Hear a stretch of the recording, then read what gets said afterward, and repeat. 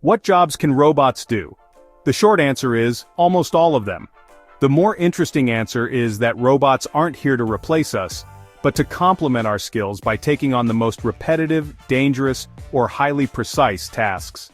In the world of manufacturing, robots are already a fundamental part. From welding car bodies in a factory to painting with millimeter precision or assembling smartphone components, their consistency and speed are unbeatable. In logistics, robots are the invisible heroes. They spend their days sorting packages, moving heavy goods in warehouses, and making sure your order arrives on time. In medicine, their work is a matter of life or death. Robots like the Da Vinci assist in high-precision surgeries, minimizing the margin of error. They also help rehabilitate patients or transport vital supplies in hospitals. And of course, there are service robots. Some, like the Roomba vacuum cleaner, are already a part of our homes, while others prepare food in restaurants, assist customers in hotels, or guide us in museums.